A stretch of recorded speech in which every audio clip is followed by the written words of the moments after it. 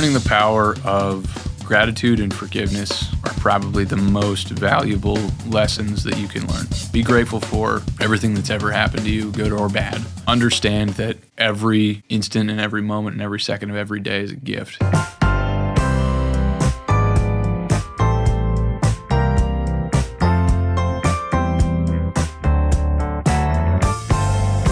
Welcome, everybody, to episode 77 of the Nashville Drummers Podcast. We hope everyone is doing well this holiday season. Really appreciate all the support here in 2025. We've got some exciting things coming for 2026, so stay tuned. Today's guest is Andrew Besl. Andrew is a Nashville-based drummer, currently playing with artists Noah Floersch, Neon Child, Pink Bubba, and B. Kelly, among others. When he's not on the road, you'll find him behind the kit as the in-house session drummer at Last Dollar Studios. As a self-taught musician and proud graduate of Belmont University, Andrew's story proves sometimes you just have to hit things until they work. And I've had the pleasure of getting to know Andrew here in town over the past few years, and it was great getting to dive deeper into his journey, both as a working drummer and some personal struggles and challenges that he has overcome to get to where he is today. Andrew is a super honest guy, and I really appreciated him opening up about some topics that were really personal to him, including lessons he's learned from tour and just in general how to handle relationships with people. We also go into the Lightning 100 City Mayhem Competition that he was a part of with B. Kelly a few years back, what it's like playing in bands versus playing for artists, his approach to studio drumming, and we sort of end the convo on a spiritual note talking about being grateful for where you are. As Andrew put it, gratitude is the only way forward. We hope you enjoy episode 77 with Andrew Besl.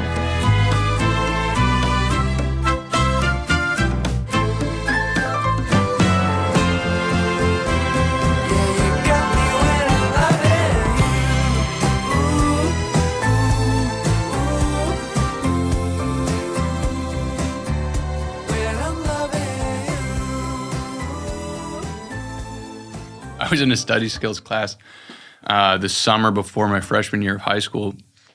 We would have football practice in the morning at like 6, and it would go 6 to 8, and then 8 to 10 was like study skills. Wait, and it was like, what'd you play football? What position? I played corner. Corner, okay. Yeah. I could see you as a quarterback. Dude, I wish. That would be awesome. My hands were never big enough for the ball, which classic. Now they are, but I'm also 29. Yeah. So. We can kind of maybe just start backwards. I mean, when did the drums come into play? You're in high school, you're playing football. Yeah, they came into play when I started high school sports because I was just getting dusted by people. Probably would have been better to play any position but corner because the fastest kids are playing receiver. So really what it came down to was wanting to do my homework at lunch. They had a rule that was in place, and they said, okay, I don't know about you guys, but I would, from like a student perspective, I've never studied for anything in my whole life. Yeah. I'll be honest. And I know that sounds stupid, but I would go to class, I would do whatever it is that I wanted to do. And then when I went home, it was like, well, I'm not going to do more school. Like, who cares? Yeah. Obviously not a brilliant solution, but long short, there was a rule that was put in place to try and like reduce clutter and also like improve student performance on grades. It's like you can't have your backpacks out at lunch. So I found out pretty quickly that I've always been good at finding solutions to problems. Mm-hmm. So my friend Trey, who actually drove down from Cincinnati last night for the show, just on a whim, beautiful to see him, but he was like, hey man, you can do your homework in the music room because nobody checks for backpacks in the music room. And I was like, sweet. That's awesome. And we're all nerds and we're all doing it anyway. Pretty much. Yeah, exactly. So, you know, you get like a cup, you couldn't like tell everybody. It had to be a little bit of a secret because if it was just overrun, then the music teachers are going to be like, you guys need to get out of here. Yeah. So Trey and I were like the two like jocks in there. And then there were probably like 9 other kids that were like music guys. One of them, my second cousin, Kyle, and then another guy, Sean, and another guy, Brian. And those 5 guys, Trey, Sean, Kyle, and Brian, and myself made up my first band that I was ever in. It was awesome. Sick. Yeah. But what was that band called, by the way? That band was called Bimbo and the Chips. Hell yeah. Sean's, I think it was Sean's cousin had Tourette's, and Sean was like, what should we name this band? And he just like hollered out Bimbo and the Chips. And he like sent a text to us and was like, hey, we should name it this because he said that. And we were like, okay, fine. and we just like went with it, rolled with it. It was awesome to have a band early. We practiced probably at my house once a week. And it was just, that was where I got a lot of my like drumming chops from, was like learning songs, but then also going over to, my friend's house. We would practice at lunch. We would practice after school. Yeah, so you kind of just went right into the thing. Pretty much, like, you never really had a drum lesson. You weren't doing rudiments. Yeah. Right? Yeah, pretty much. Yeah. I learned a lot of tricks and tips from my brother on just like, hey, if you want to learn how to play triplets, like it's hard to get that separation of the foot and the hands. So what he would teach me is like hit the ride and your foot and then follow and like do this like circular path. And that's a fill that I like still use. And if you can really get that like fast, dude, it's awesome. So my question while I'm hearing this is like, you were obviously surrounded by musicians in the band room, but why still did you gravitate towards the drums? Why was it not guitar? Guitar. Because I knew how to do it for some weird reason. Innately, you just had a sense of joy with rhythm, or? I think a lot of it came from Rock Band 2. We talked about this. We talked about this. Yeah. You're a Rock Band legend, as you know. In 7th grade, I got Rock Band, and my family and I stayed up for days just playing that. It was kind of funny because like we'd be playing till like 2, 3 in the morning, like a couple days after Christmas, which is now that's like, it's not as outrageous, but like when you're in 7th grade, like 3 in the morning is like the Matrix is forming outside. Yeah, that's like, true. and you're like, you can start to see the code at that point. Yeah. And I definitely like feel like just the general, just like learning how to just keep time and tap was learned through that. And then I remember that summer when I was playing football, we were doing like 2-a-days. It was still the summer. I would come home, and that was when I was like figuring out how to play the drums. And I was, instead of playing Rock Band, I was taking the Rock Band drum set. So just that 4-piece thing.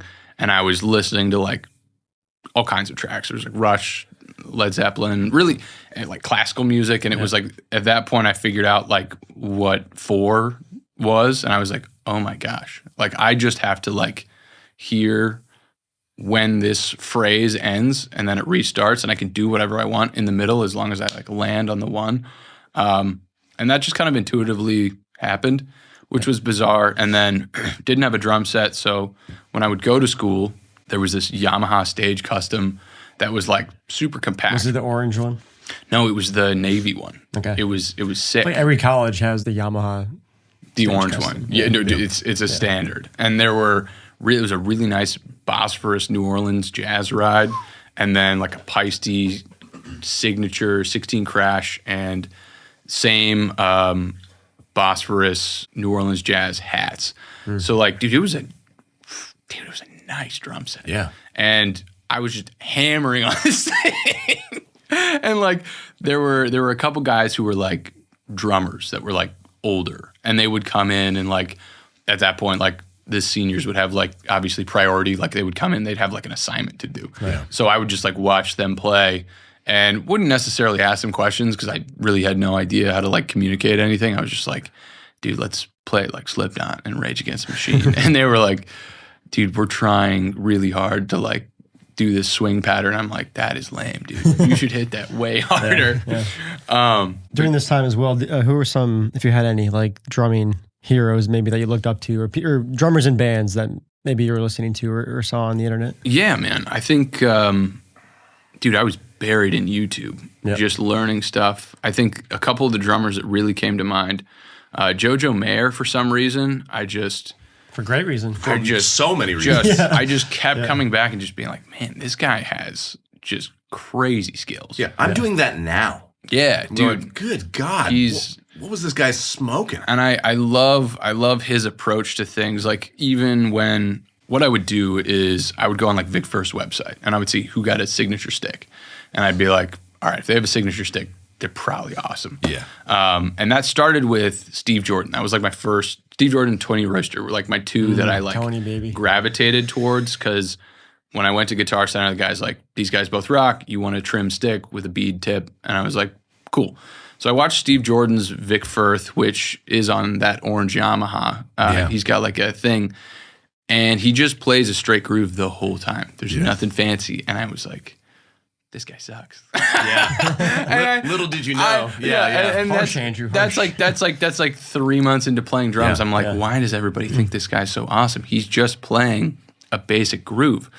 And obviously years later, I'm like, this guy's the legend. This guy, when you this realize guy's that the it's all man. about the groove. But it makes. I mean, as a young kid, when you're there, you're dude, attracted to chops and I'm like, I want flashiness. Terry no flash. Bozzio and Joey Jordison's drum set because I want 600,000 pieces. But all I could say is when I watched Tony Royster play his Letterman solo, I thought that was sick. And then I kept gravitating towards Jojo Mayer's playing, which I thought was sick. And then I really wanted to dig into the music that I was listening to at the time, which was Incubus, so that's Jose Pasillas, Chili Peppers, so Chad Smith, and then Deftones. So that was like Abe Cunningham.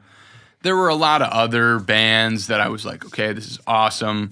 The Led Zeppelin stuff, I really got more into in college. I always thought it was cool, but I always like regarded as like John Bonham's like next level, and I like it's not.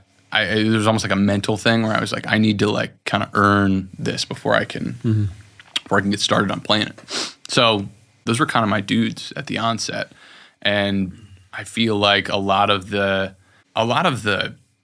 general approach to picking a drumstick, finding a drumstick. Like Jojo Mayer has this video online where he talks about when I was making my drumstick, I made it like the ratio is like equal to like my body size. And so I looked up how tall he is. I think he's like 5'8". So at the time I was like, perfect. I'm in high school. I'm 5'8". I'm going to play this 5A that shrunk down a pinch. And it felt fantastic. And he had such a cool setup between, he had a tight front snare, he had a loose side snare, and his grooves were just so awesome. And I will also say one other drummer who I found a lot of inspiration from was Ray Luzier. Yeah. That dude, when he played on, is it Remember Who You Are, was his first album with Korn. I remember playing that, and I put it on in the car. And my dad is like, this is like evil music. And I was like, where did it go wrong? I was like, oh, dude, I'm going to listen to this. Oh, and like, I really was intrigued. There was a video, I think, that he played where he was demonstrating how he played Oildale.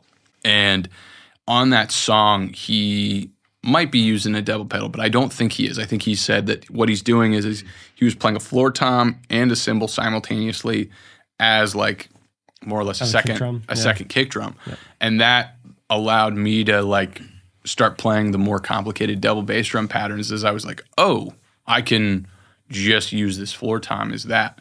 So a lot of the lack of lessons, I feel like, allowed me to look at the drums from the standpoint of like, okay.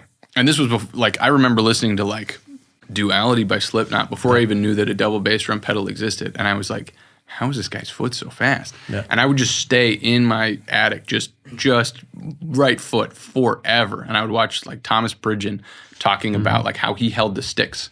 Yeah, the pinch stick. And I would just be doing that. And I remember watching him, and he would be like, yeah, with the bass drum, just do it until your calf is going to fall off. And I did for a very long time. And then I've like found out what other things were, and I was like, oh, it feels like cheating. But at the same time, it's still very awesome. But well, I mean, this comes up a lot of like the debate of, you know, whether you need school and a degree, and, you know, drum lessons maybe not as common. I think you're sort of maybe an outlier in a good way. Like you just immerse yourself. You kind of just like bypass maybe some of that formal rudimentary training and just immerse yourself, and you're just kind of learning through osmosis. You're watching YouTube videos and just like jumping right in with a sense of eagerness. That obviously served you well, you know? Yeah. I also think there were some things that were under the surface that like helped me kind of get in tune with rhythm a little earlier. I remember whenever I would drive around in the car with my mom, she loved like rap music and didn't care about the words, but it was just like the rhythm. And like she would blast the bass and treble, just +9. Every song, everything. And like that was something that even like as I was like growing up, it's like if all you have in your ears are the bass, if the bass is just punching through, like you just hear every kick drum and every like little piece. And I gotta think that through at least some of that, there was definitely some like natural, like there are only so many beats, right? And there are only so many beats in like pop music and hip hop and stuff. And like there are other cool ones, but like, you know, the signature basic beats, I feel like. So when did that first drum set of your own come into play?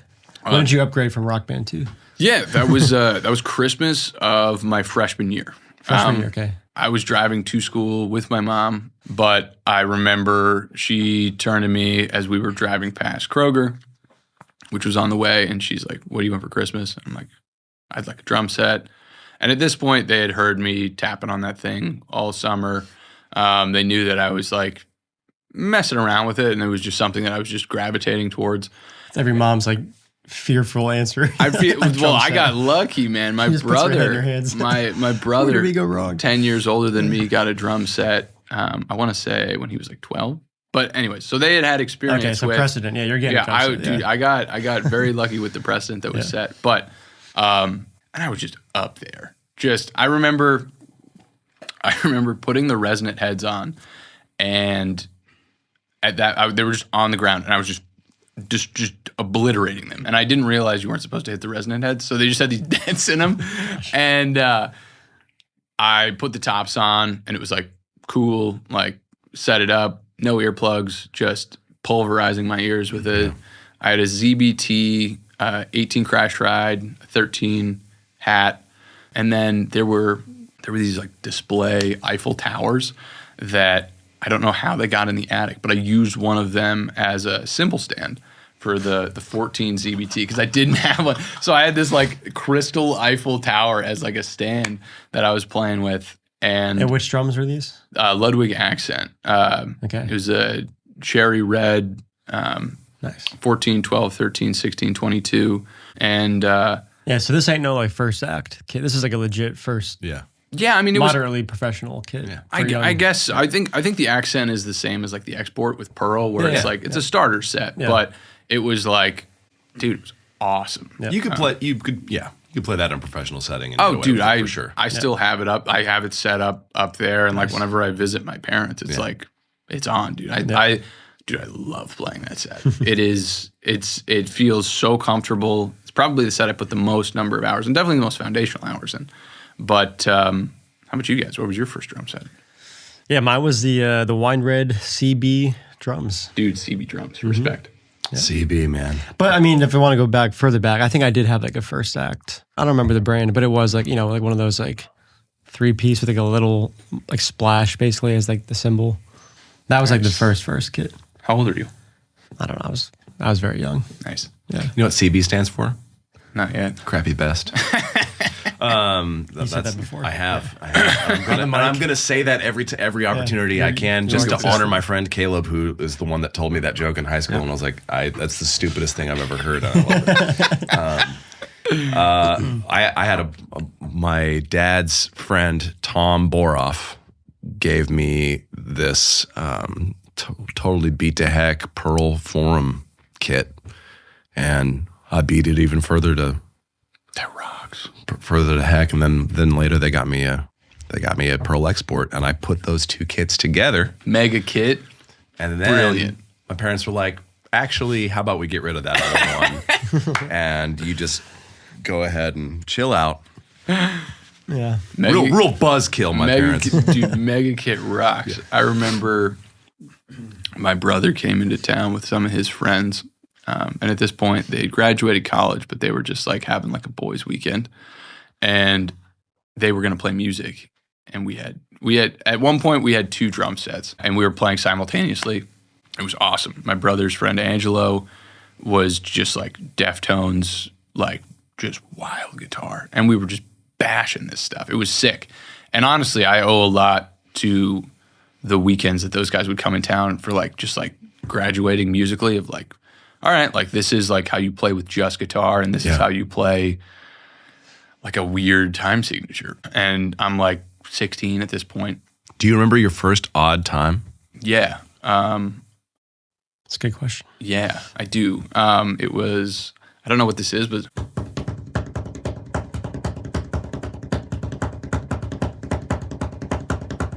so whatever that is. Is that just in 4? That's just 4/4. Maybe it is. Maybe it The is. beginning side, and maybe you're on to something. I was like, is it 7? Is it 5? Okay, actually, if I'm remembering my first like committed, like this is for sure and 7 thing, there was a classic song, "Running Out of Time" in 7. But the way that I would always break 7 down is I would just think about it like a football game, and each 7 is a touchdown. Ooh. So I would just play it at 28, and then it's in 4.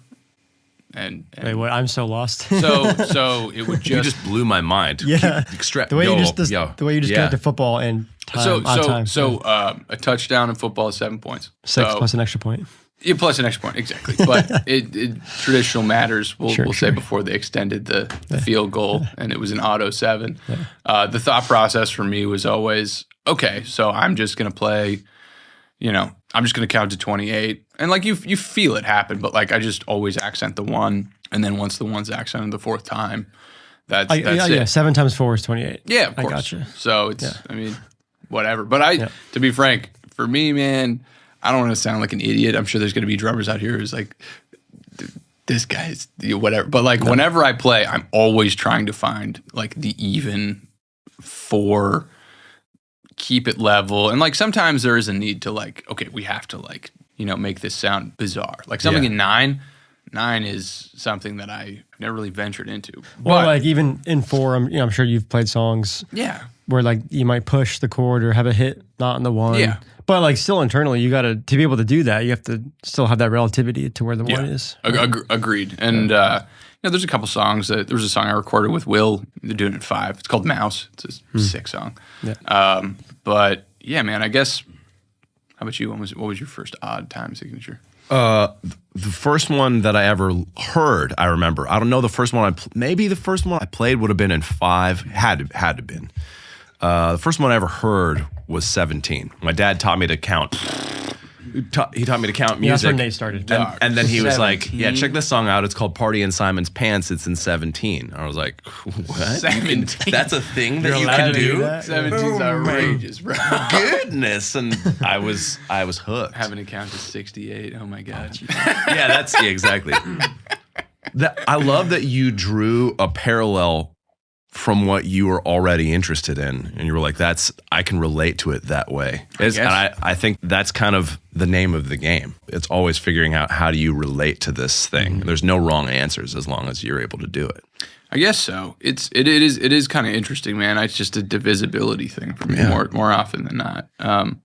But I guess that's where my studying stopped, was times tables. So yeah. Hey drummers, do you need a place to practice on actual drums? Drumbox has locations in Lafayette and Longmont, Colorado, and their newest location is right here in Nashville, Tennessee. You can book sessions online and get the space to yourself. Each Drumbox location is fully equipped with 2 kits, cymbals, hardware, and even sticks are provided. 30-minute, 1-hour, and 2-hour sessions are available at www.drumbox.space. Use the coupon code ANDP25 for 25% off your first session. The coupon code is valid at all 3 locations. Again, that's www.drumbox.space. Well, if you don't mind, let's fast forward a little bit, because I know that you would eventually go to Belmont, and I mean now you're doing the thing. You're a seasoned touring drummer. You're a session drummer. You kind of wear many hats. Yeah. You've played in bands. You've done the artist gig thing, like kind of doing a lot of different things, which is really cool. And I want to get into all those things. Yeah. So when did Nashville and Belmont come into play? So that came into play in 2015. I remember 2014, I went to Tennessee, Knoxville, and gave up on drums and was just like, I'm just going to study business and I'm going to join a frat, and this is what my life's going to be. And I remember getting there. First semester was fun. Rushed to fraternity second semester. They got kicked off. It was bizarre, just like seeing stuff just like disintegrate and be like, wow, I really don't have like much going on here outside of, drinking and really playing video games. So Yeah. and lifting. That actually did Rock Band make it to school? No, it didn't. Yeah. But a lawn chair did, which is that's how I knew that drums were probably a pretty important part of my life. Was I would play drums on a lawn chair. So if you take a lawn chair and you turn it around, one of the arms is your hi-hat, one of the arms is a ride, the seat is your snare. I had a practice pad, so I'd put that there, and then the top is a crash. So I remember sitting in my dorm room when my roommate would leave, and I had a pair of drumsticks and a practice pad, and I would play the drums on this lawn chair. And to this day, like, I'll play on a lawn chair or an office chair when I'm learning people's stuff because it lets me hear everything that's going on.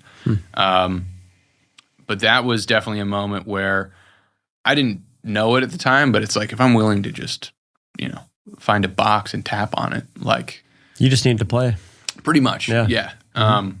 But yeah, man, that was definitely interesting, man. I think I got a lot of really great things out of my time there.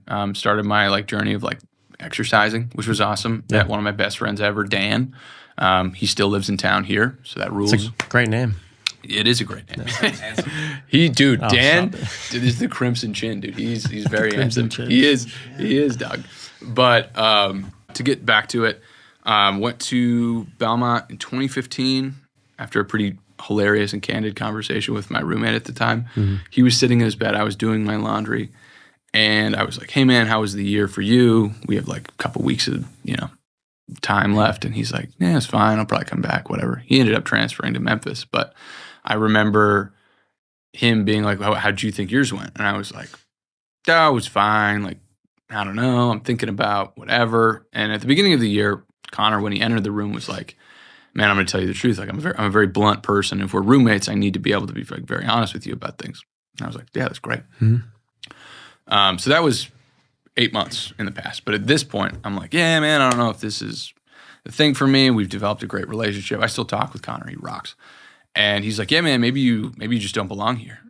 And at the time, I was like, that's a pretty good point. I was like, initially it was kind of like, it wasn't even a thing where I was offended by it, but I was like, "Yeah, dude, I think you're right. I think that I need to transfer to somewhere where I can actually have a chance of enjoying myself." So It's so helpful and refreshing. Sometimes you need those friends, roommates, Those are the family only to just give it to you straight. those are those are the only people I want, are the people that are going to just tell me the truth. Because there are, I'm sure we have friends that maybe will say what you want to hear, and Of course.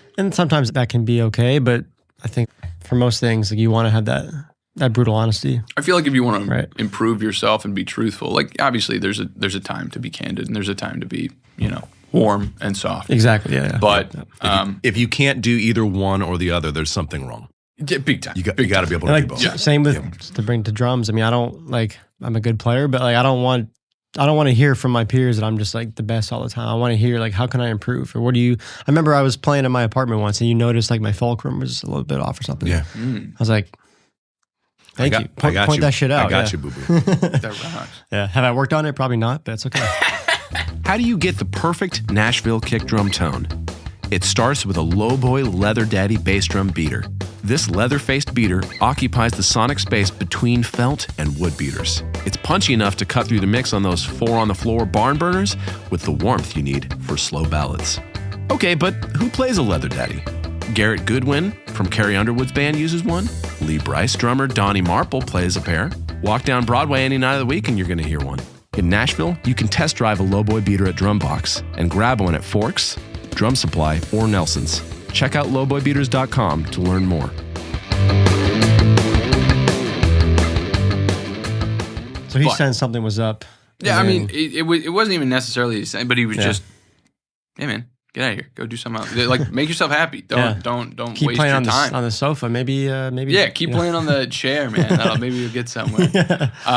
But I definitely was grateful for that discussion. Applied, had a great GPA, got in, moved in, didn't know anybody. I moved in August of 2015, so I guess it's about 10 years here now.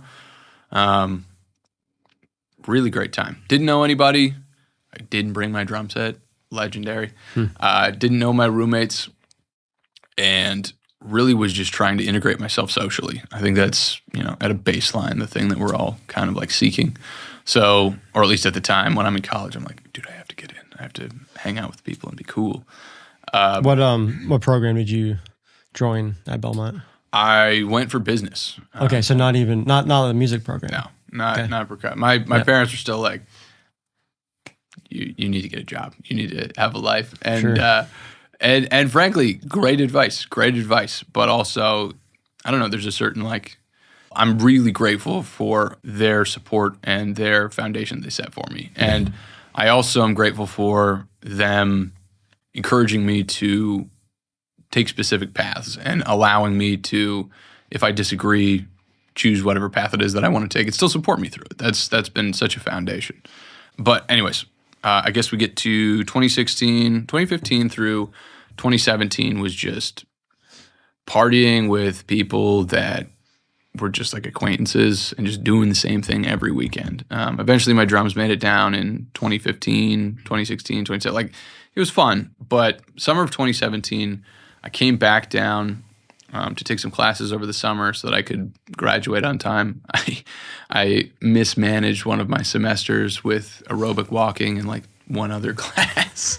And my counselor was like, yeah, you gotta take accounting again because you didn't do very well the first time. And if you don't take it over the summer, you're not gonna graduate on time. And I was like, well, it looks like I'm going down. So went down. My friend Justin, who I still play tunes with in a band called Neon Child, was introduced to me by a former roommate, Jack, really great dude.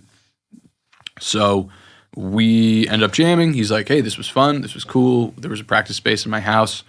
He said that he wanted to introduce me to a guy. And I was like, cool, let's do it. He introduces me to Hunter Bishop, who, animal, just outstanding guitarist. I remember we played Redbone by Childish Gambino. Yeah. And that was the moment that we all were like, all right. Because that song was out, I think, that summer. And everybody was kind of on with it. It was really cool, man. I was really grateful for that summer. We did a lot of figuring stuff out and just seeing how things went. We were on a search for a singer for a really long time. Finally landed a guy.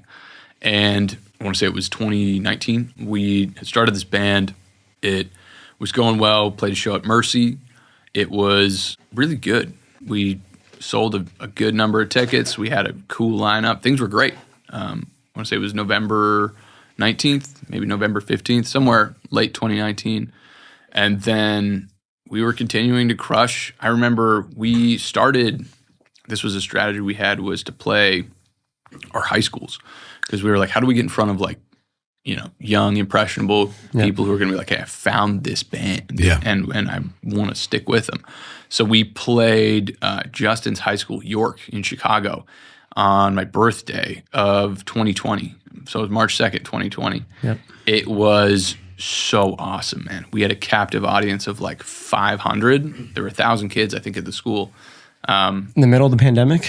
It was right before, because the pandemic technically started in I think the 20s. So it was still going on, yeah. but March 2nd was right before. Yeah. Because I was still going into the office for work. I remember that. But I remember there was a song that was really cool called The Only One that we had been working on that we were really stoked on. And played it, did well, but I remember looking up and everybody in the audience had their phone out. And when you see that for the first time, when you see everybody doing the phone thing, it was just such a cool moment of oh my gosh, it's my birthday. I'm in Chicago. I'm kind of doing it a little bit. Yeah. And it was awesome. So we had 2 of those shows back to back, and then the world shut down. I remember the band broke up. It was just unsustainable. So singer moved to Philly, a lot of other stuff. I ended up moving back to Cincinnati for the year because I was like, well, I should save money. The world's ending. Duh. Why would I? Why would I spend all this money to do nothing down here? So that was interesting. I was dating somebody at the time. She lived down here, so I would come down, more or less live with her, and practice drums, play with people. Played with a friend of mine, Matt Zahadi, great artist. Met another friend of mine through him, Jake Kimball, and Mike Poirier, super great dudes. Still see the both of them pretty frequently, but was super grateful for that experience. And then 2022, continued through. It was more Hunter and I just playing. The band had broken up, but Hunter and I were still like, dude, we still love playing with each other. So we just go to the storage unit, just crush out. It was awesome.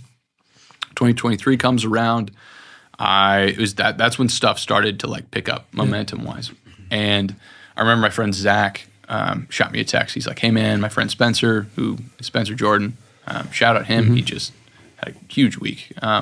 Fantastic writer, has written on so many people's great stuff. Yeah, but he's great. He's a really talented person and just a wonderful individual. But Zach Smith, who is a good friend of mine, also from Cincinnati, hits me up and he's like, hey man, he needs a drummer for this August date and I need a drummer for an October date. And at the time, the October date was unavailable because I was going on a big trip to Puerto Rico with my roommates and other friends. But we end up playing Spencer's show.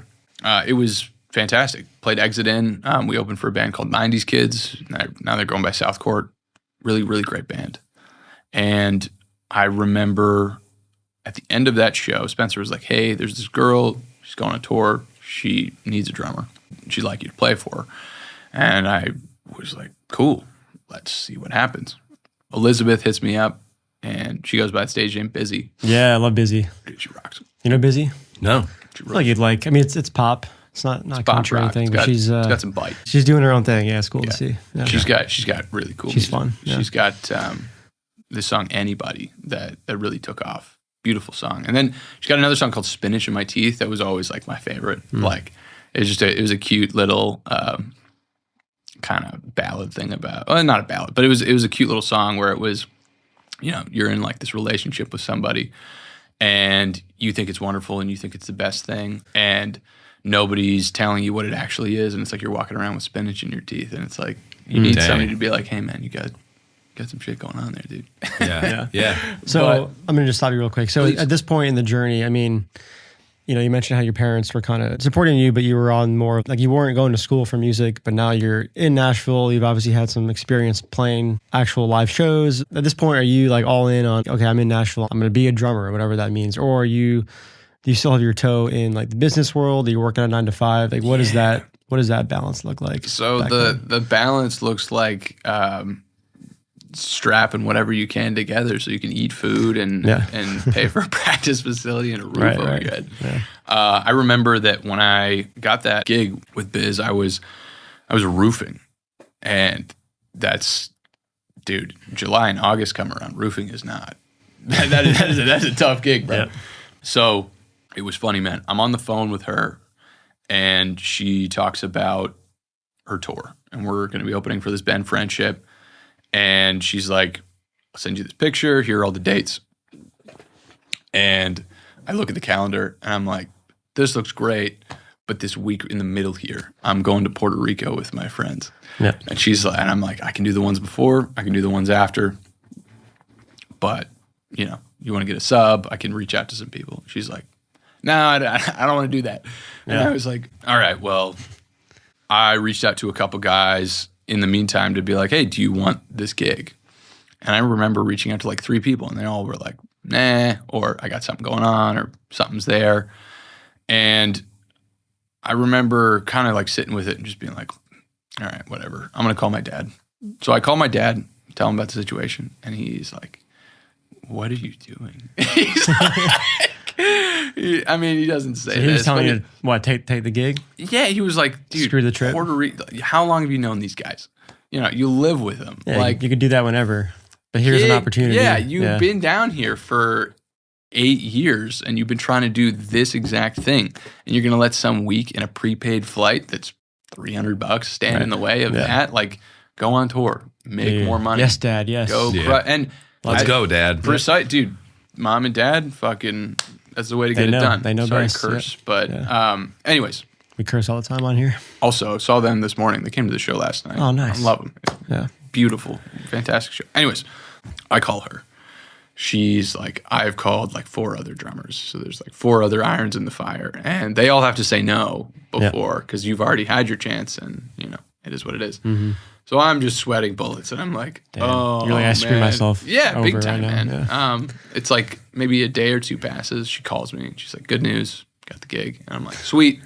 Now I have to tell all of my friends that I'm not going to Puerto Rico with them. Yeah.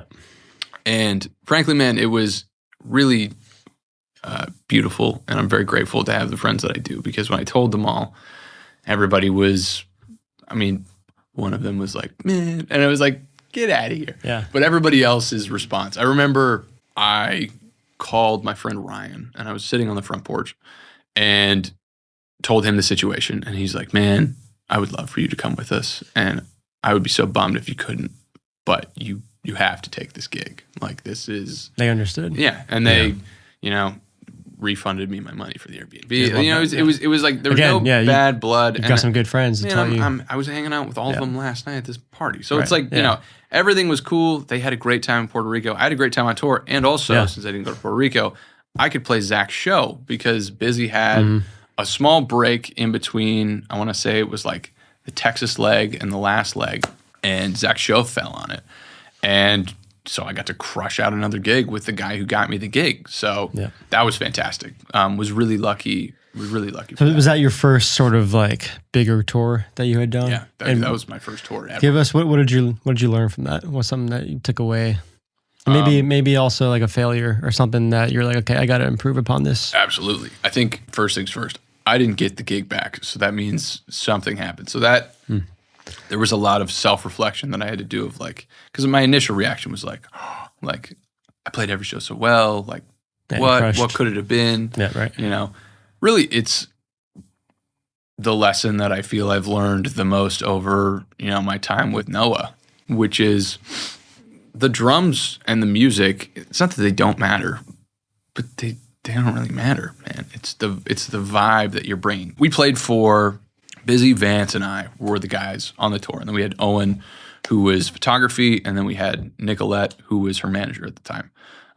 All really wonderful people, and I think that something I did not take into account was I felt like, if I just do my job on the drums and I'm just nice to everybody and I just, you know, kind of do whatever, like it'll be great. But like I didn't put in much effort to like get to know anybody. I didn't put in much effort in being a good hang.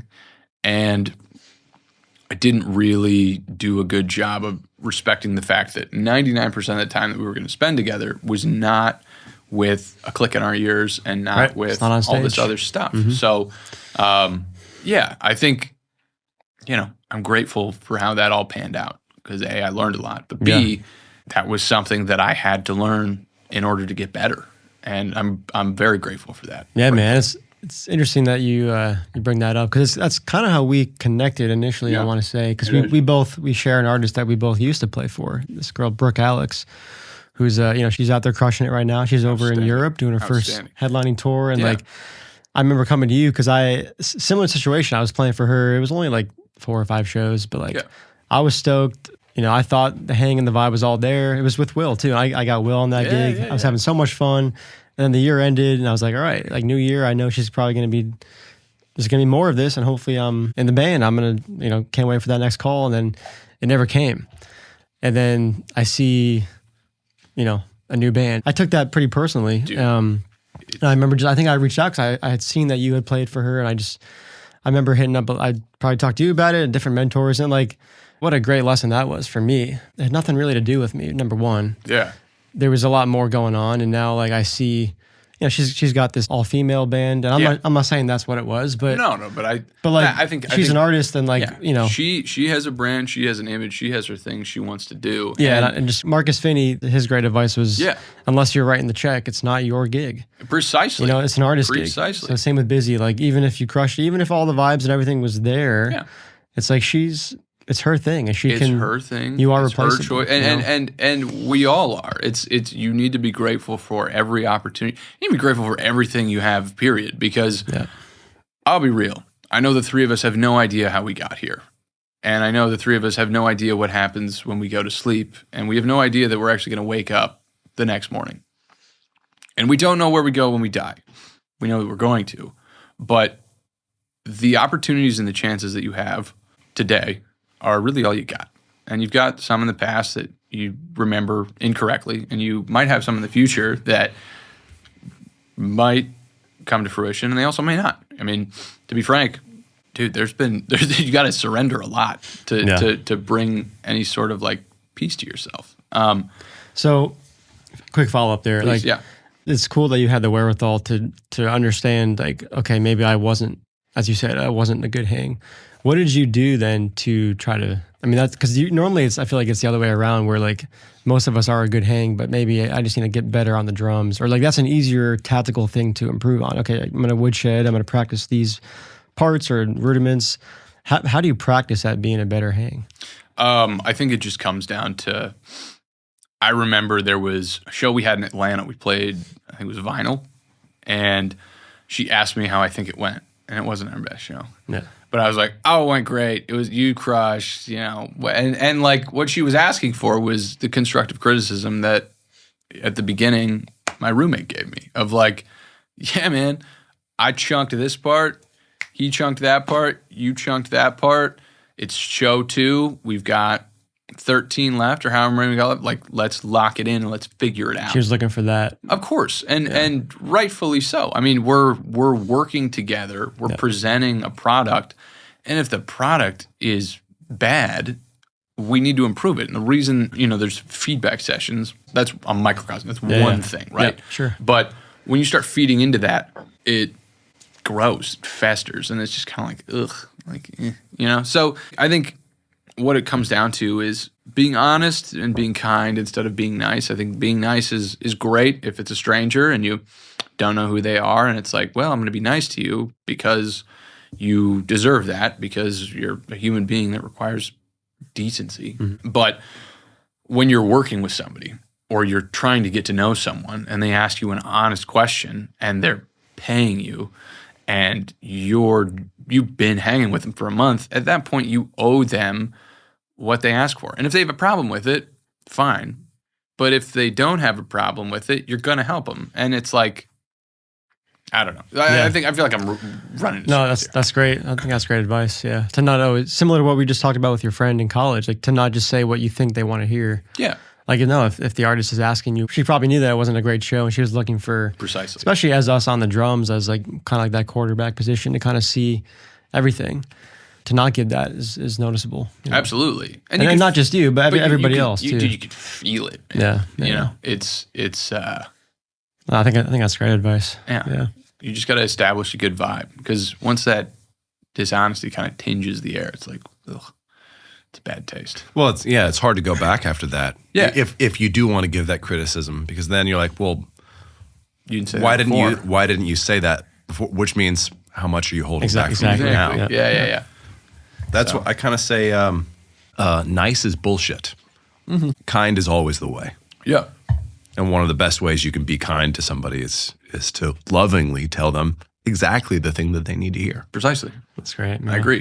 And this came up a few episodes ago. I remember Nate was saying, like, especially when you're with a new artist or a new camp, is to, like, you still want to be yourself, authentic self, but maybe you don't give them your entire self at first. It's like, here's 50% me. If that's a cool vibe, like, okay, here. What was the analogy you said? Here's like who what's beyond the freezer or something. Yeah, you're like, here's the sun under the water. Like here's the full me. Like, are you sure you're ready for this? Rest of that iceberg, probably. Exactly. Yeah. So I think maybe that's. I'm not saying that applied to you in that situation, but just another maybe good advice for people to hear. I think that's great advice. Yeah. I mean, dip your toes. Like we all have in. personalities, but you don't want to be overbearing. Also, of course. Start telling crazy jokes and just like you gotta ease into that. Agreed. You've heard of Drum Supply, but you gotta see their shop. It's a drum shop experience like no other. They're packed with all the gear a working drummer needs, and so many parts, noise toys, and accessories. It's a toy store. Curated cymbals, kits, and snares. The hands-on percussion room is nuts, and their custom shop work is fast and affordable. Andy and the guys know their stuff, and they're ready to help. And the big news? They've just moved to an awesome new location near the corner of East Trinity Lane and Dickerson Pike. Still in East Nashville, just a couple miles from their old spot, the all-new Drum Supply is twice as big, featuring a dedicated cymbal room, a lesson space, and even more drum gear than ever. Go see the new Drum Supply shop for yourself. Now open 11 to 5 at 2211 Dickerson Pike and online at drumsupply.com.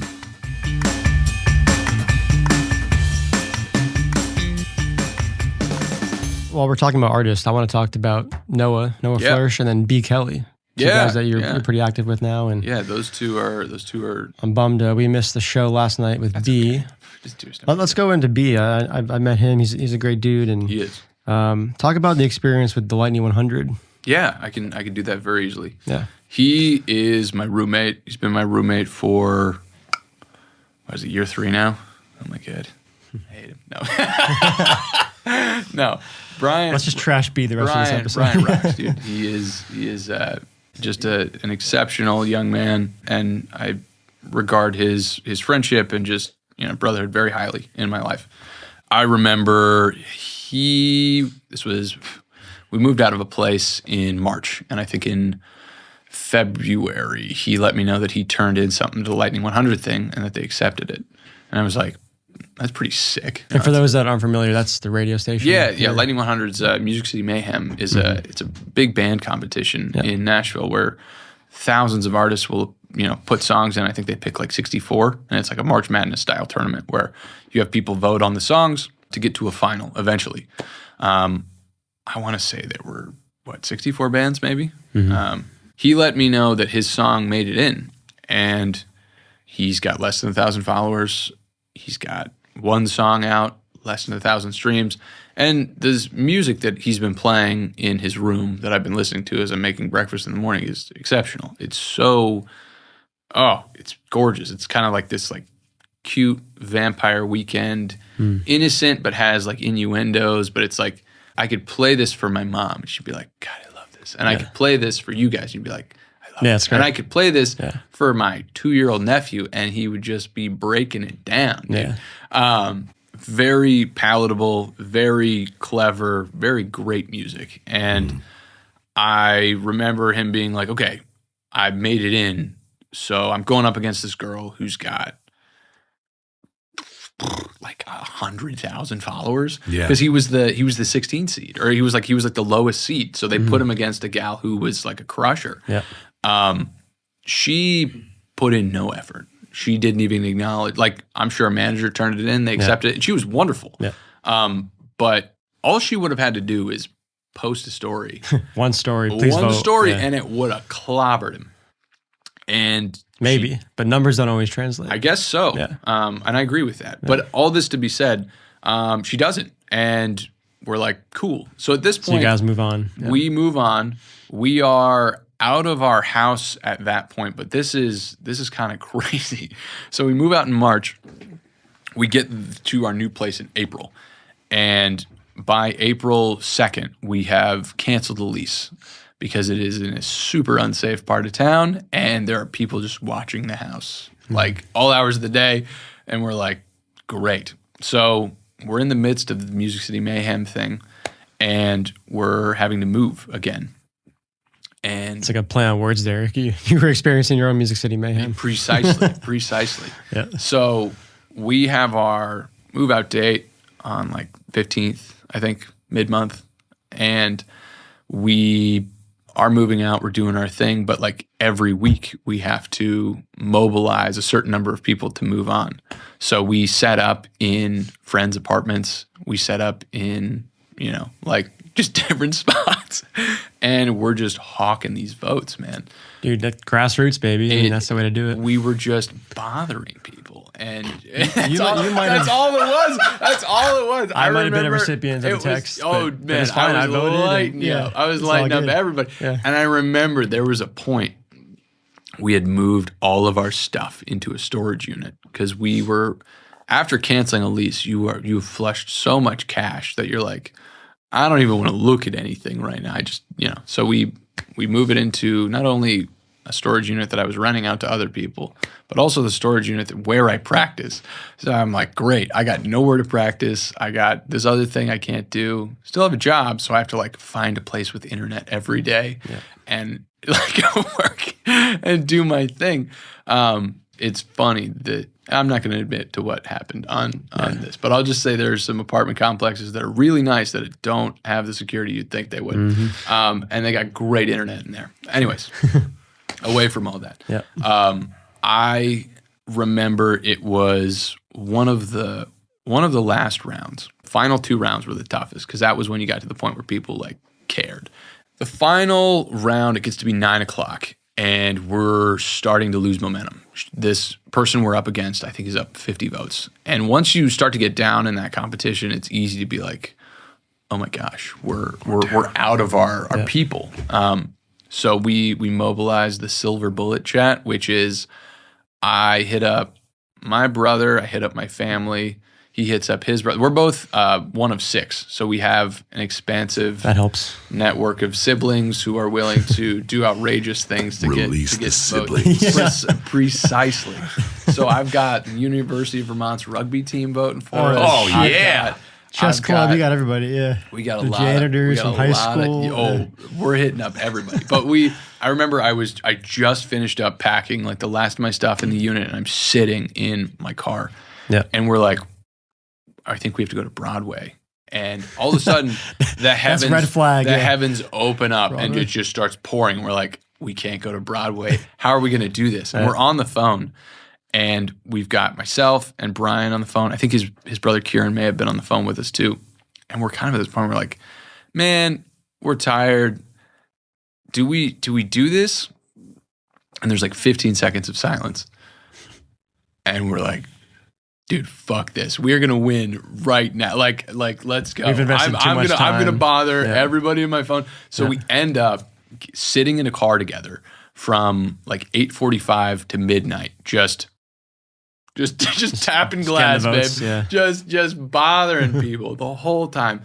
And we start to pull ahead, and we start to pull ahead heavy. Like So you were seeing results in real time? yeah, people were like, yeah, how can I support? And it was really cool to see that happen. And Was it the kind of thing where it's not just like, hey, hit this button, but like, oh, here's B's music, like check it out if you dig it. no, it was Okay. straight up more Do the guerrilla. thing. It was Okay, I was trying auto to- text, yeah. send, vote for Fair, it, and fair. if they vote for it, write their name down in a database so you can bother them next week. There we go. And if they don't That's marketing respond, right there. do it anyway.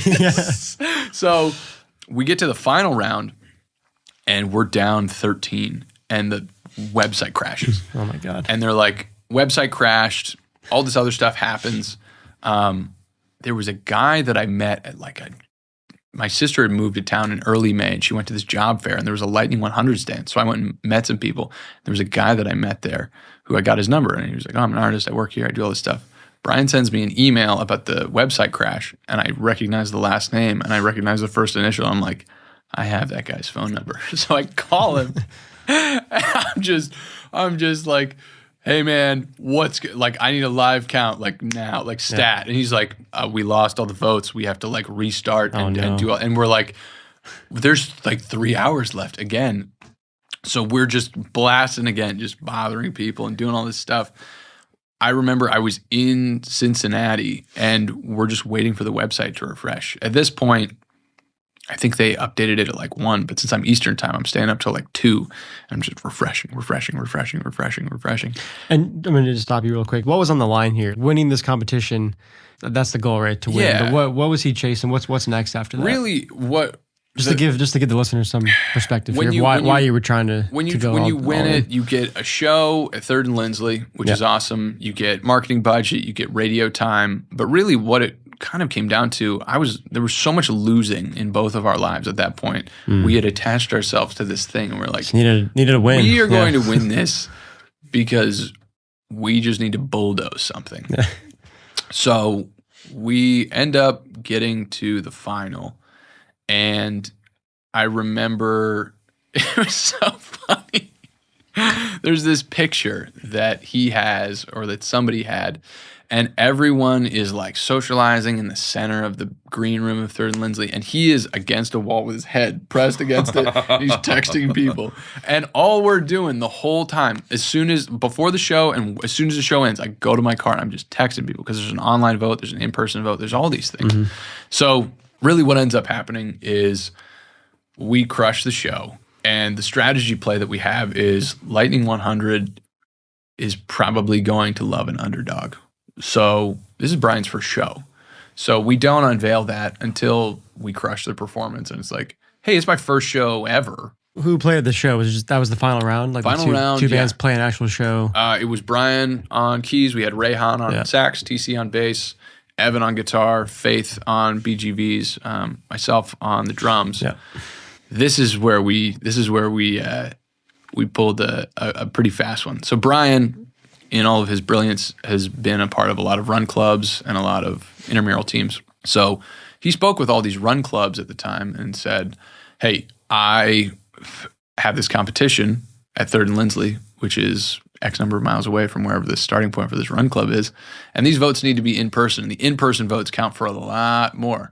So there were like, I want to say 3 run clubs that they ran to 3rd and Lindsley. Oh my God. They turned in an in-person vote and Genius. they got the fuck out of there, man. And dude, the picture of the bucket of votes, it is like you can tell who's gonna win this thing. And it was kind of dastardly, but and I'll be honest, I think some of the staff were like, this is a little sus. You just got people showing up. Yeah. But yeah, man, we strategized and we're like, we need to pull out every stop to win this, because by the time we had invested the time that we did, it was like, if we lose, we've invested 12 hours of our lives to our phones bothering people, and like nobody wants a loser. You gotta go win the whole thing. Yeah, you might as well go all in. You have to. Yeah, you know who win. I mean, obviously there were exceptions to this rule, but you know who wins stuff generally? People that really try hard to win. Yeah. That's who wins stuff. Winning rules. Winning is so much better than losing. It's so much better. So what happened? We won. Look at that. You won the whole thing. Yeah, won the whole thing. And Incredible. once we won, we were like, well, that was so stupid. Well, I guess that was, it's the same feeling I had this morning after my parents stopped by around 9 and said, hey, see ya, we're heading out. But I remember walking back and just being like, wow, we had planned this show since May. And the plan for the show was, okay, we don't want to bring 150 people to 3rd and Lindsley because there's not going to be anybody there. So let's do a show at the end. Let's kind of hype it up. So we can, when we, build out a show, it'll be cool. And when we get to 3rd and Lindsley, you can, have like 500 people. That'd be sick. Yeah. So anyways, that feeling of walking back and just being like, well, I guess it's over. I guess I got to go do something else now. Guess I'm going to go do a podcast. Hey, honestly. And talk about it, yeah. I went to bed at like 3:30 and I was like, I'm going to be so tired. Dude, yeah. I was up very late as well. What were you up to? Well, we had a podcast last night. That's true. And then I had to transfer all the files, 60 gigabytes of video per camera angle Oh my gosh. to make room for this one, but it's all good.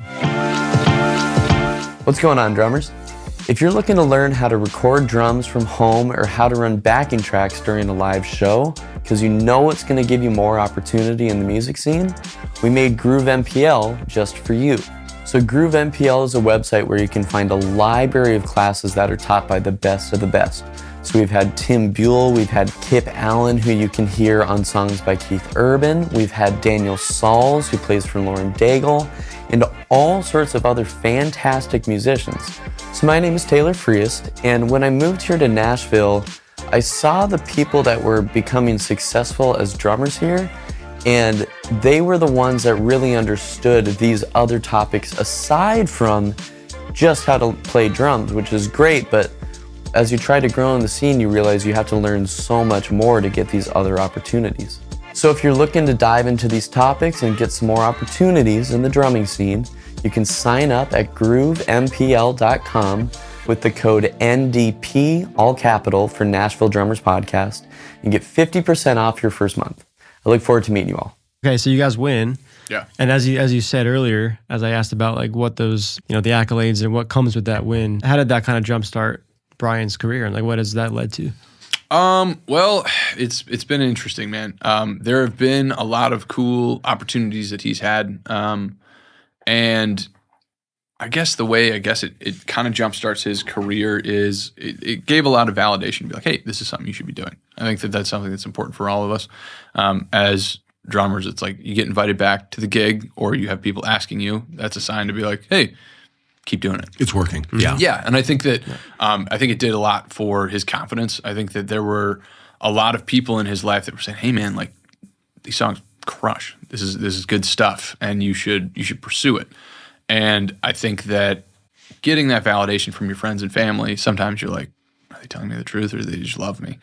And getting this was like, hey, there's a panel of strangers that you don't know, and they're putting your song on the radio station for however many weeks because they think it is, worthy of that. And you won. So I think that's probably the most valuable piece. I think what was kind of funny was, so he's written a lot more songs since then, and they're very good. But one of the songs is based on The Rest of Our Summer. So during this process of trying to find a new house and winning this competition by living out of our cars in April, we landed on a new place in May. And the new place in May was pretty great. It's in a great part of town. We lived there for a month and a half before we realized we had to move out of that house. So we moved 3 times this summer. Sheesh. Classic. And there were just a lot of crazy events. I mean, at least moving is really fun. At least it's fun. And the best part is when you move out and you don't know where your next place is going to be. So you got to move it into a storage unit and then you got to move it twice. Mm-hmm. But I think that there have been a lot of trials and a lot of things that have forced perseverance for both Brian and I. And we've been able to build a greater respect for the relationship we have for one another, as well as just you go through enough hard things and suddenly hard things aren't hard anymore. And it's easier to be like, cool, I've been through the ringer of this thing and now I know I can go through the ringer of probably just about anything. It's great way to put it, kind of builds that character. And there's a self-talk. I mean, I'm a really big, I'm becoming more of a focused person when it comes to what your self-talk is. And one of the things that I've started saying is like, I'm capable of completing challenging tasks. And that's a really, really, really big one. When like you said, when you go through enough hard things aren't hard. Well, they might still be hard, but you know that you can still kick its ass. Absolutely. I think a lot of your mental state is preparing yourself to succeed if you want to succeed. I'm sure you both have heard of there was like a study where they took a set of piano players, however many, I'll find it and send it to you guys. But there was a subset where they would practice the piano, and there was a subset where they'd say, okay, think about practicing the piano. And there wasn't a difference. And in some cases, the guys who were just thinking about practicing the piano did better. And it's kind of this idea of like, if you're thinking and priming yourself to succeed, and you're like, it's the same thing as a lawn chair, it's not a drum set, but I'm practicing on this thing that I'm visualizing it as it is. And it's allowing me to achieve the goal that I want to without actually having the thing, but it's like the positive visualization of it is so powerful. And being able to take the attitude of, I can achieve difficult things and I can make difficult things easy, and I can strengthen my weaknesses, and I can make my weaknesses my strengths. I think those are positive things to tell yourself. And I think that is a great way to live. I think it's magnificent. Couldn't agree more. That you're doing that. Yeah, it's awesome. You're crushing. Hey, this is Jake Summers, and you're listening to the Nashville Drummers Podcast. I tune in, you tune out, tell the world, settle down. So we've talked about Busy and now B. Let's hit Noah Floersch. But he's kind of doing the folk indie. So he's got 2 styles. He's got a new album coming out September 9th. Is that what I read? October 3rd. Okay, I was not correct. That's October okay. 3rd. It's coming out in the past. It'll probably be out before this airs. So. It's awesome. Yeah. My favorite song on it, the song I think is the most accessible for radio, is called "Look at You." Oh, dude, it's a magnificent song. It's really great. There are so many great songs on it. We got rehearsal tomorrow, so I'm really excited to How did get going. that gig come into play for you? Got it from Brian. Brian went to high school with Noah. So, There you go. you know, you got to know a guy. Good segue, yeah. Got real lucky with that one. Saw him last night. He came to the show. Brian's actually playing keys with him. So cool. That'll be sick. Yeah. We got 2 shows, one in October on the 10th in Chicago, and then November the 3rd, we're playing Basement East album release. Sick. It's going to totally rule. No, I got hooked up with them. Man, we would just throw parties, and they would come hang, and it was a good vibe, and took everybody in his band out to lunch, and then like individually. I feel like I'm really good with people in one-on-ones, and I feel like one-on-ones are the most important thing when you're trying to get to know somebody, because you can actually talk about, you know, the person. Yeah, I appreciate it. That was our first. I think we had breakfast. Yeah, we had breakfast, and we talked that, about that you paid for. I appreciate that. Oh, dude, don't worry about it. But that was great. I really got to know. know you, and you know, We talked a lot. We had a lot. There was a lot going on. there in was that a lot. Yeah, there was a lot more than There was a scrambled lot eggs and more than- potatoes. Yeah, it was a lot more than the initial topic too, man. Yeah, It got deep, yeah. It was awesome. But I got the gig with Noah, and the first just like tour that I went on with them, it was unbelievable, man. I've never been with a crew of people that I aspire to be like each of the members in one way or another, and like I aspire to be like a lot of the things that they are, and I'm inspired by the presence of each of them, and that I learned something from each of them, and they were all so different but also similar. The ethos of the camp is more or less tell the truth, kick ass, and have a good time. And it's been interesting to me, you know, one of the things that I feel like everyone strives to achieve is to be undeniable, like know your parts so well that you could never get them wrong.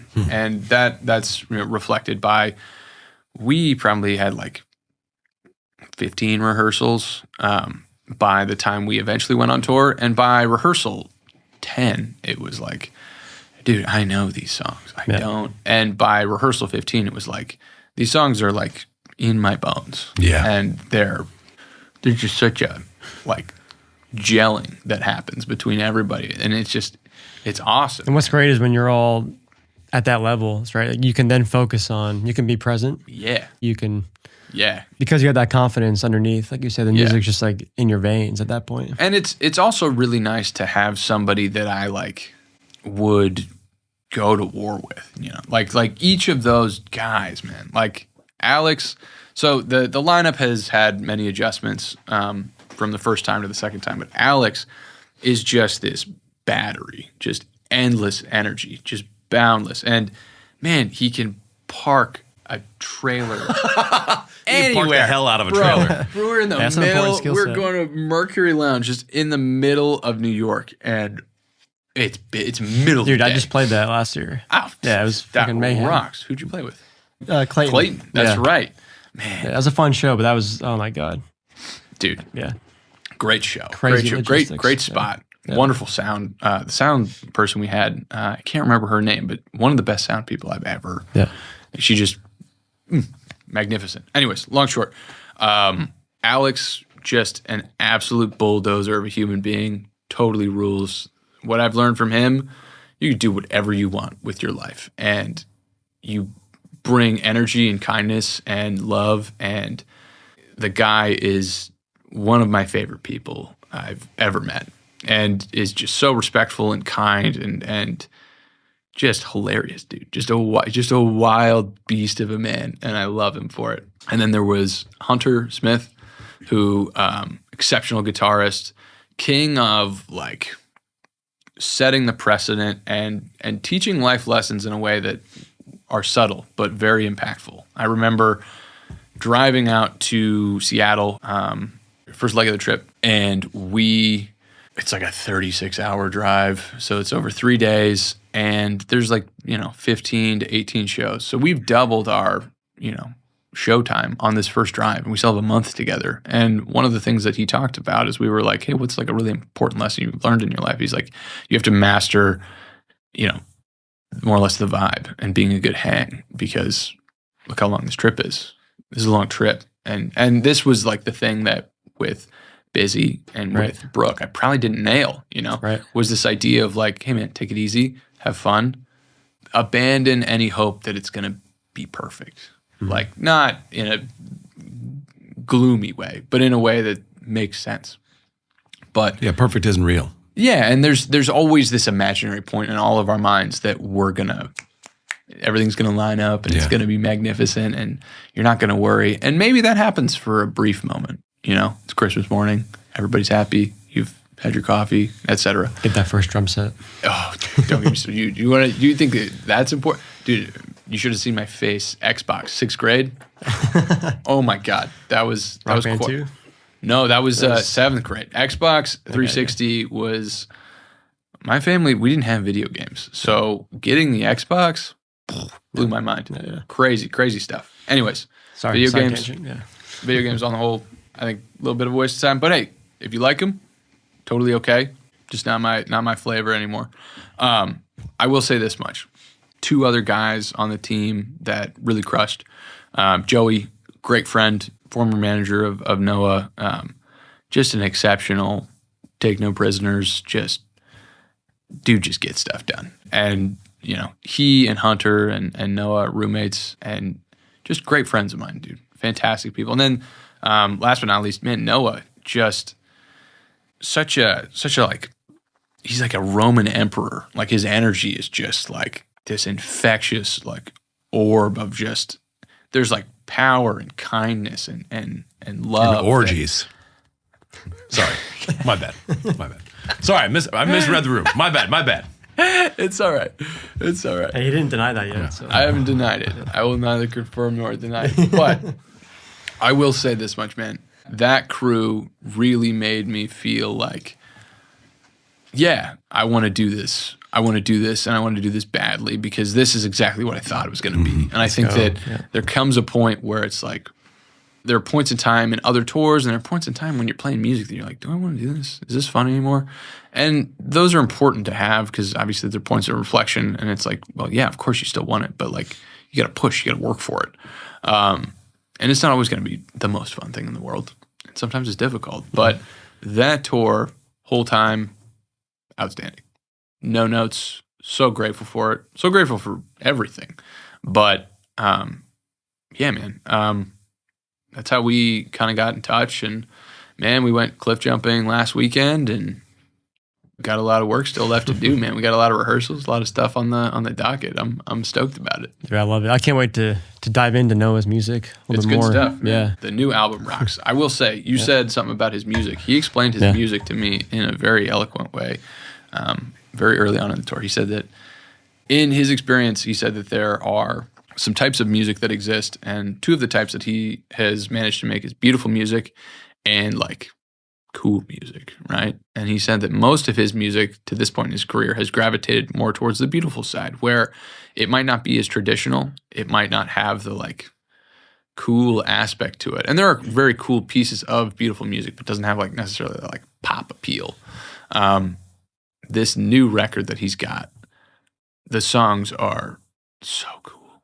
Like I'm driving around in my car, I'm just like, yeah, this rocks. This is sick. I love this. Are you on any of those recordings? I'm not. Okay. No. Because we can touch upon that maybe next about your role as a session drummer in town. Yeah, please. Let's see another direction. But I had, just to kind of back it up a bit, I mean, it's cool. Like, I appreciate you opening up about your journey here and all that you've been through. To me, I wrote down kind of 2 lessons that I'm hearing just to kind of summarize a lot of this. One, like your true passion is always within you. It seems like you kind of went through life early on. You always had drums that was kind of there, but you were, you didn't go to school for music. First you go to Tennessee, Knoxville, you're playing on the lawn chair there, and then you go to Belmont, and it's like finally, I think the lesson there is like to really listen to yourself. And not to say that you did anything wrong, but like, it was always there. As you said, you have these moments where you start doing these shows and like, how good does that feel? It's like, yeah, this is what I should be doing, So then I think the other kind of lesson is just like the power of of people and relationships. These opportunities that you've gotten have all kind of stemmed from people. Yeah. Right. And that's often the case here. That's how I've gotten all my gigs. Auditions happen, but that's a little bit less common, I think. It's more of like just who you know and being the good hang. And it's cool hearing that you've kind of evolved. Like, you're still you, but you've obviously had that maturity to grow as a human and as a drummer, which is cool. Sure. And dude, I think something that's also important, there was one tryout that happened for an artist. Yep. I remember this guy, Liam St. John. Yeah, we know him. Yeah. Our good buddy Mike Jeffries is on tour with him as a photographer right now. Yeah. Mike Jeffries is a Killing great it. photographer. Yeah. Pat, I think it's Geracia, is his drummer. Yep. I remember there was a tryout that he held, and I had met with him at Schulman's before, just to like set the hang, be like, what's up, all this stuff. I was more or less, I had a friend at Big Loud who like sent him a flyer for me because I asked, because I was like, this guy's music's sick. So there was this open tryout, and I went, and I wasn't as prepared as I should have been. All the songs I knew, but pretty half-baked. Yeah. Pat came, and when I had gotten there, Pat was on the set, and I'm watching him play, and I'm like, shit, he's crushing. Yeah, he's a great player. Crushing these parts, man. Yeah. Like, he wants it, and like you said, the guy that wants it is the guy that's gonna get it. And I remember it was my turn to go. I went on. We did the whole thing. We go through the, process of like chatting to each other after the thing. And I remember kind of going to him and being like, hey man, like, not to tell you what to do, but like, Pat should get the gig. Like it was a thing where it was like, this guy, like, note for note, like just the nuance and everything was, God, it was exceptional. So I was really happy to see him get that, and very grateful to have walked into that room and had the opportunity to see someone who actually like went for it and be like, man, dude, that's such a cool mindset for you to have. It was celebrate those around you. It was Celebrate gorgeous to those watch wins, him play, brother. I mean, it was a thing where it would have been wrong for anybody else to get that thing, man. Because to tell you the truth, there were a bunch of guitarists there, a bunch of bassists. I don't know anything about it, but with the drums, man, I was just watching him play, and I was like, brother's magnificent. Yeah. Fantastic player. Hey drummers, are you worried about losing your hearing? Did you know noise exposure can cause permanent hearing loss? Dr. Jason Baker with Music City Audiology provides mobile concierge services to musicians in Nashville and surrounding areas. That's right, he is 100% mobile and will come to you. If you need ear impressions, custom in-ear products, ear cleaning, hearing tests, or information about protecting your ears, he's your guy. Music City Audiology cares about drummers and wants to help you maintain your most valuable tools, your ears. Visit MusicCityAudiology.com to book your consult today. That's MusicCityAudiology.com. So I think we were just going to kind of dive into a little bit as we're kind of wrapping up here with your role as a studio drummer. Yeah. Our good friend Will Levin and Kaylee Federman, of course, with Last Dollar Studios. But yeah, just kind of talk us through maybe not even just that studio, but just what it's like for you to record drums and how that differs from playing live. Yeah, I think it's interesting how I landed upon kind of getting in there.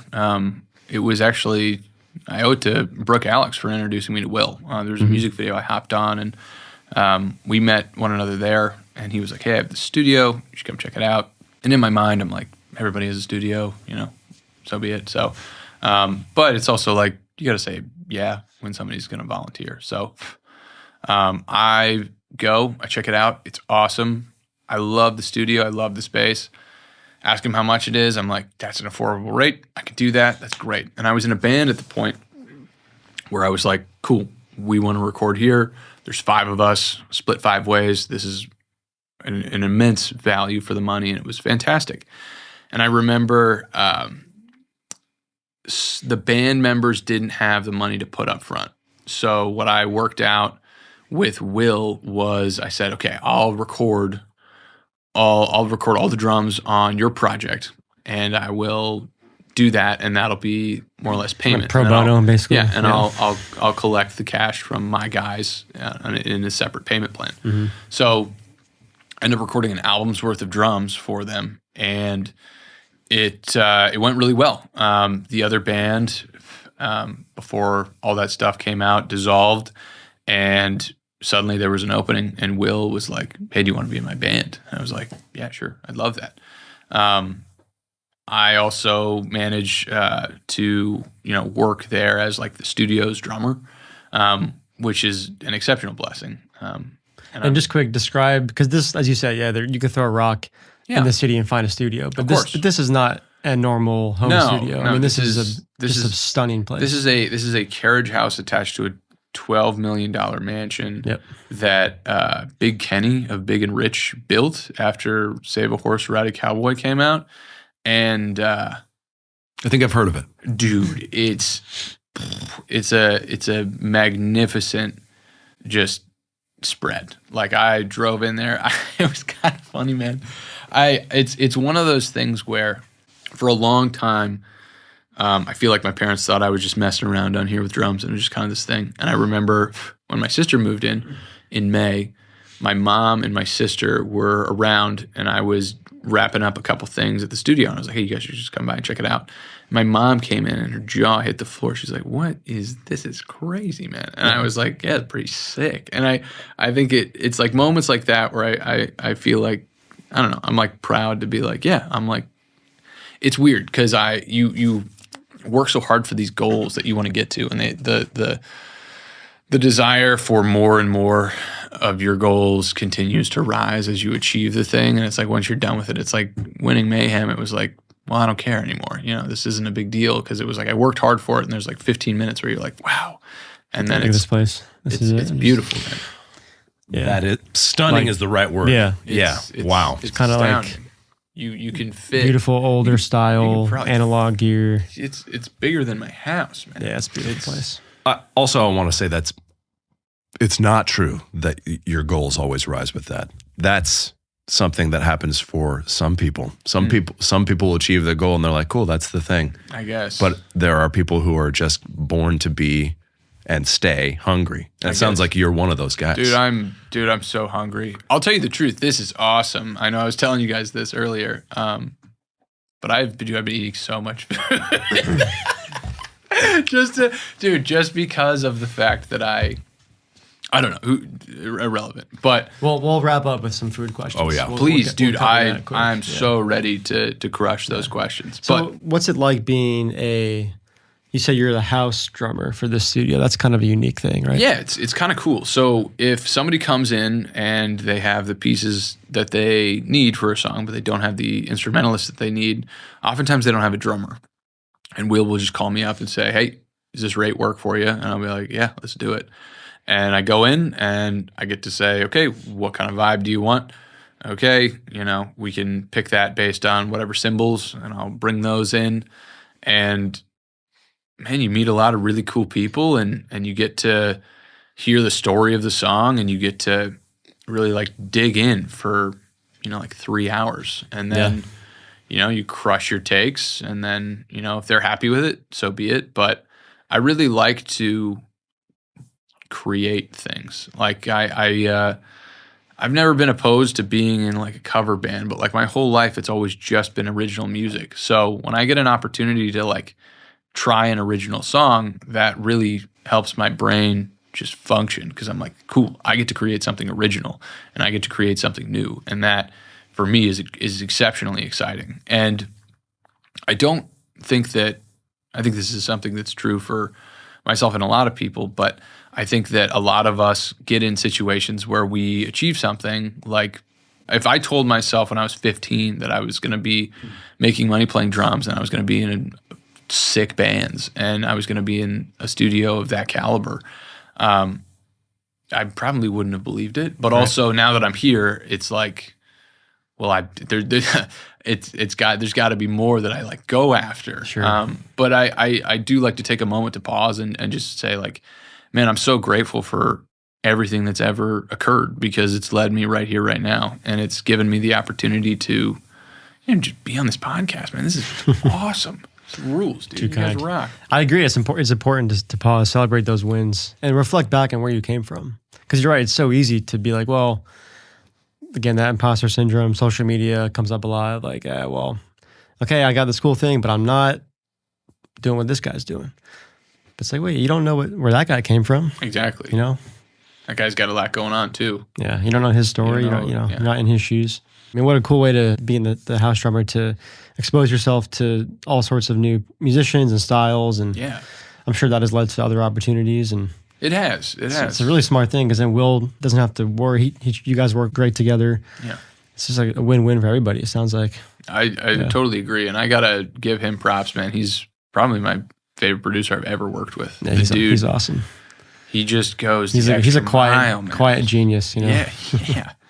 Yeah. Also tends to rip on guitar too. He does, man. He can really wrap up the song. What do you love most about specifically recording drums? Getting a perfect take. That's really all it comes down to, bro. Like I never knew you could like comp things, and then when I got here, people were like, oh, it's fine, we'll just comp it, and I was like, ew, that's not to sound good. Yeah. And I don't necessarily. I can understand the need for pocketing things if it's pop music, but on the whole, it's like that's our secret sauce, man. Don't take that away. Don't snap that to a grid. That's icky. But something that I'm super proud of, the band Neon Child that I'm in, we recorded 5 songs to tape a couple weekends ago, and that meant that all 3 of us had to have pretty much perfect takes, and man, it was awesome. I was so happy, and there was a lot of emotion that came in and out when things would go well or things would go poorly. But at the end of the session, we were extremely satisfied with the product we came out with, and I just want to get it done in one take. That's all I want to do. Like I really don't. Comping is get out of here. Like I understand it's a necessity at certain points, and I understand, if you're recording a 13-minute Dream Theater ballad, like you gotta or if like you want to give the artist like fill choices, of course, that's different without a doubt. But like if I'm with my band, there's no reason that over the span of the 2 months that we're writing this song that I can't nail that thing. Yeah, let me play nail this it in practice every I time. can do it. I think the goal should always be to try to just be able to play the entire song and do it correct. Yeah. That's 100. And to be honest, that's my take on live shows, studio shows, life in general. I get that it's not always going to be 100%. I feel like we have to get to a point where we accept 98, 99%. But like sub 95%, dude, get out. Like I will just rag. And I think it's important to like make the distinction of like it's important to hold yourself to that standard before you hold anybody else to that standard, because that can really cannibalize a friendship or a group. But I definitely I'd like to think I hold myself to a very high standard, and that by doing that, it allows for other people of like minds to find themselves to me and me to them. So I will not be changing too much unless the check is just that good. yeah. No, that's well said. Exactly. Yeah. Dude, trying to get or at least trying to get, if you're playing, again, like you said, a Dream Theater song, 13 minutes long, something that's incredibly challenging prog stuff, that stuff's all being put together. But a few months back, I recorded a song for a new Fly Information song called 4 Minute Mile. And it's like 4 songs smashed together, and it's all just sheer insanity. And the intro is one of them. It's a series of insanely complex hits. And I was like, I'm gonna fucking get this thing down. It's gonna be one take, and it was. So like that was at least like, okay. I'm like, that's one take. That whole thing, I did it one shot. Yep. Proud of that. That's, if you can't at least do that, come on. Like you said, that should be the goal. Get out. Yeah. Get out. What's up, Nashville Drummers Podcast? My name is Kaylee Fetterman. And I am Willie Sinclair. And we run Last Dollar Studios, a boutique studio in the heart of Green Hills, formerly owned by Big and Rich, now newly operated by artists for artists. That would be us. We cover it all, from full band tracking to pop production, full video content shoots, and tape machine and digital tracking. Indie bands, we know you love that. To give a quick idea of our live room, it is a 30 by 30 square foot space with a 25-foot ceiling and beautiful custom wooden window framing. Drummers, you're drumming looking over a balcony, like out of Bridgerton. And of course, we tie it together with a guaranteed good time with us, Kaylee and Willie. For more information to book a session, please check out lastdollarstudios.com. We will see you soon. Well, yeah, I wish we had more time here, but That's okay. let's do some wrap-up questions. Please. Yeah. Oh shit! Wait! I had one I was gonna hit you with. God damn it! Take your time. Take your time. You want me to go first while you think about it? Go first. Go first. Okay. Oh wait, no. You got it. Okay, all right. you go. Edit out my part where I was thinking. Don't edit that out. Nate does not think. He does. He does. Because I had it and I was so excited about it earlier, and I don't even want to. Yeah. Of all the creatures that there are, which one would you least like to discover was crawling on you? The least like to discover was crawling on me. Mm-hmm. That is a difficult question. Just off the dome. Yeah. Probably some sort of like flesh-eating amoeba, something like that. Yeah. So where I thought the question was going is like, what would you least like to have after you? Yeah. Definitely like an orca. That would. Oh, dude. Brutal. But Forget that. Least like Yeah. to crawl on me, man. Probably this is gonna sound morbid, but probably another human being. Yeah. I don't like if Why are you crawling on me, bro? It's like, come on now, like there's yeah. If I had that, I remember crawl my on first me, White Claw. Yeah. Come on, bro, chill. Hey. How about you, man? What would you pick? Throwing it back. Dang. I don't. I've had scorpions. I really didn't like that. Yeah. That's unpleasant. What kind of scorpion was it? I don't know, but it pinched me, and that's how I discovered it. It was in my pants. Oh, big? No, little guy. Little but guy. the little guys are actually the ones that tend to be more Deadly, venomous. bro. Yeah, deadly. But yeah, I don't know what it was, but it was dead very shortly after that. Yeah. But I was personally offended by it existing in my house, in my pants. Where and that could be a thing. What part of the country? Man? Gosh. This was in California. This Okay, was thank back in goodness. Redding. Okay. Yeah. Okay. I'm grateful because for a minute there, I was like, there's no way that this climate would support a scorpion, but also, okay, California. Thank goodness. Yeah. I'm All grateful. right, my turn here. Please. I'm not going to relax. answer that question, by the way. All right. That's fair. My new question is favorite drum, cymbal, or accessory, either in studio or live, that you're really excited about right now. I love the sand ride, dude. I love the sand ride. Let's I go. love the Mino crashes. The jazz thing crash rules. How many inches is that? 20. It's 20. gorgeous. But I'll say favorite like accessory, man. Dude, it's a tune towel, bro. Yeah. close. Tim Miller, baby. Shout Tim, out. Yeah, dude, I was hanging out with him last night. He was playing the show. Oh, hell yeah. too. He's one of the openers I saw. Yeah, he was right? playing with Ken, my other roommate. Let's go. Don't forget your towel. Who crushes, but How has he not used that as his marketing? I don't know. No, probably it's a big copyright. miss. Yeah. It's because he drinks beer and he doesn't smoke weed. Wait, quick He's- thing. You guys saw that Miller light? Or Yeah. no, Miller posted a video, Miller a got picture. him on They there, reposted bro. him. You see that, Nate? It's Miller time, No. baby. Dog. No one deserves it more than him. It was Agreed. incredible. Yeah. It was awesome. They just like reposted a photo of him with a Miller, and it's Good obviously Lord. Tim Miller. Yeah, it's Miller time. Incredible. But dude, I love that guy, and frankly, the tune towel is brilliant. We were talking about it last night at the party, man. Yeah. We were talking about how to kind of scale it, and I would love to give him a hand just to like, that it's such a brilliant and simple and just awesome. Do you use that both out on the road and studio? Yeah. Dude, whenever I go into the studio, I will invite him and be like, "Hey, man, you're a master of making drums sound fantastic. True. Help me set this up." And he's like, "Yeah, man, no problem." So that has been a thing. Also, man, his cymbals are so nice. He's using these Wuhan hi-hats that I recognized last night, and I didn't know what they were. So I was chatting with him. I was like, "What are these?" Like, they're Wuhan. I'm like, "What?" But they sounded exceptional. They're really nice. But Tune towel, baby.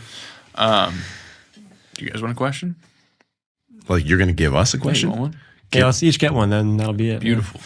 Good way to end it. I love that you always flip it. Dude, I didn't have enough flips on this go around. We didn't. We stopped it. It's okay. We knew what was coming. You guys bulldozed it. You want to make this about you? I respected it. I appreciate it. I asked you guys this last time, and I think this is going to be a different answer. If you had one piece of advice, life advice, not drumming advice, it could be applicable to the drums too, but if you had one piece of life advice that you would give to an impressionable young mind or an impressionable young you, what is it that you would tell them? Life advice. So not necessarily anything that you career. would regard, anything that you would regard as like, hey, this is more or less always true for me. I'll go first here, and then I want you to answer this too to end it. If you're gonna dish it, you got to take it. I gotta think about it. I've always lived my life, listen first. I think especially in these days, it's so easy. Everyone has an opinion. Everyone's always, shouting and talking. And I mean, not to get political, but we're obviously in a very divided state right now. And I think if we just listened more to people, but I think to what you were asking about with growing up and as a young, impressionable drummer or just person in life, I think it's just be open-minded, listen to other people's opinions, travel, get to know other people's cultures and where they come from before you put people in boxes. And I think that's a good way to live your life. I agree with that. We're talking religion and politics are the two things you're supposed to not talk about, but That's they're actually the most important things to talk about, in my opinion. Mine would be in a similar vein. I grew up in the Christian church, but I don't think you can ever fully understand, at least in this lifetime. However, I would say that if you're trying to, this is my personal opinion, you guys can do whatever you want with it. If you're trying to imitate Christ's love, the only way to do that is to learn how to love your enemies. And I wish I could have figured that out younger. It would have made my life 100 times better. I think that's beautiful. I think Mr. Besl, are beautiful. That's a great question. I would say learning the power of gratitude and forgiveness are probably the most valuable lessons that you can learn. Be grateful for everything that's ever happened to you, good or bad. Understand that every instant and every moment and every second of every day is a gift that is granted to you, and it's granted to you freely. And it's something that not even the most brilliant minds will probably ever understand. And frankly, I hope they never understand it, because it's a divine and beautiful mystery. Yeah, don't worry. I guarantee they won't. Yeah. They'll think about it, and then once they find it, they'll sell it to you somehow. But I think that gratitude and holding a grateful attitude for everything that ever has occurred to you, both good and bad, is the only way forward. I think that there are really terrible things that can happen to anybody, and there are really great things that can happen to anybody. And I think that the idea, or not even the idea, but just the principle of forgiving those who have trespassed against you and forgiving those who would do wicked and evil things to you is the only way to release them. And I think that if you are willing to hold on to something for years and say, I'm only this way because of this guy, or I'm only this way because of this girl, or I'm only this because of that, that is still granting power over yourself via that thing. Yes. And as soon as you forgive it, gone. Forgiveness is for you. It's for you. That's and great, man. it's also, for you to grant them the understanding and empathy that you require. You are a human being living on a planet that you don't understand. And everybody at one point or another is going through something that is probably, at least on a spectrum, worse or better than you. And whether it's grief, joy, any sort of other complex emotion, your job is to detach yourself and understand that this can all be taken away from you instantly, and you have no idea when that's coming. And to be grateful for this life is such a beautiful way to exist, man. I know I'm repeating myself. No, it's but beautiful, man. This year has been tough, man. Yeah. It has been tough. I lost a band, lost, relationships with people that I love and care about, and lost houses, lost jobs, lost serenity, lost peace, won some stuff, got some great victories as well. And I'm so grateful for all of it because it's landed me right where I'm supposed to be. And I'm alive and I'm kicking and I get to go home and I get to hang out with my friends and I get to call my mom and dad and I get to love my siblings, and Lucy's coming back. It's gonna rock, boys. Lucy the cat, right? She's coming. I remember her. She's coming. Yeah, It's gonna rip. Dude. I'm really happy about it. But thank you, fellas, so much for having me. Thank you, so Andrew. gracious. This I'm is so awesome. grateful. Just give people the quick where people can find you, social plugs. Social plug, I'm at Andrew Besl Drums. Besl spelled B as in boy, ESL. I play in the bands Pink Bubba with Will Levin. I play with Noah Floersch at Noah Floersch. I play with B. Kelly at B. Kelly. I play with Neon Child Music. Those are all on Instagram. I'm going to actually commit to putting drumming content on my page. Dude, you and me both. Yeah. So that time is coming. But, man, I got to give you guys your props. This is a beautiful forum, and I love listening to other drummers speak. So thank you, boys, for what you do. Of course, Thank man. you. You guys are rule. Yeah. Well, thank Cheers. you.